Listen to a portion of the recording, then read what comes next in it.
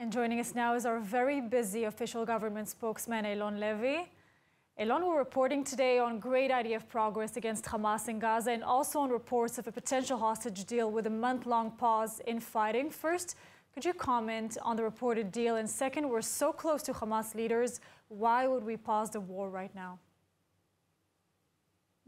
Thank you, Amit. There is no deal. At the moment, there are constant discussions that are taking place in an effort to get the hostages out of Gaza. These are, of course, hostages we fear are being tortured and starved and raped and executed in the Hamas terror dungeons as we speak. There is no time for them, and that's why we want to get them out urgently.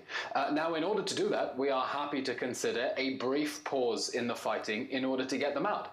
That was how we got out the last 105 hostages. Let's remember, we've already had a hostage release pause, and in exchange for a few days pause in the fighting, we got hostages out.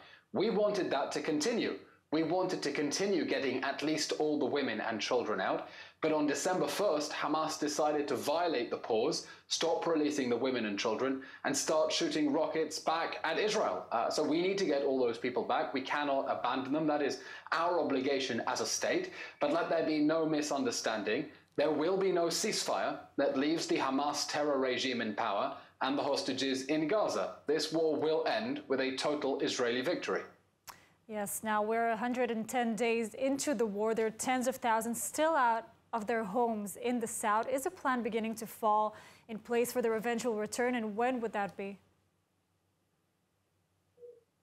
We can't set a specific timetable on this, but this is one of the reasons that this campaign against Hamas is so urgent and so essential, because the people who were driven out of their homes in the kibbutzim that were ethnically cleansed on October 7th by Hamas must return to their homes and must be able to sleep safely.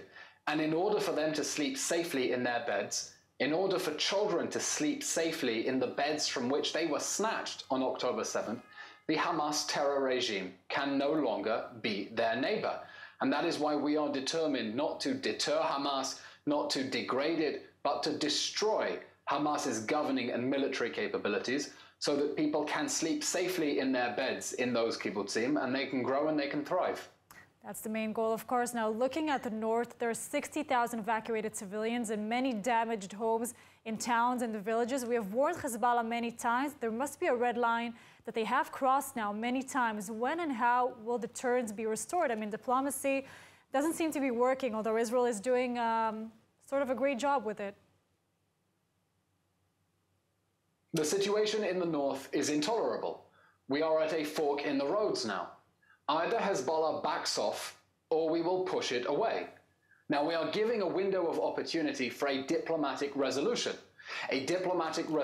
based on UN Security Council Resolution 1701 that would see Hezbollah retreat north of the Litani River and allow people to return to their homes. We have 80,000 people who are displaced and they cannot return to homes that are being shelled at the moment by Hezbollah.